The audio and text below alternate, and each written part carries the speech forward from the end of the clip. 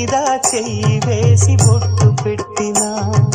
తాళి బొట్టు మెడను కట్టి బొట్టు పెట్టినా,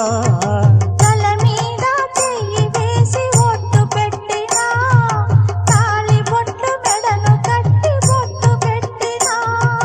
సన్ని కళ్ళు తొక్కినా సప్తపదులు మెట్టినా,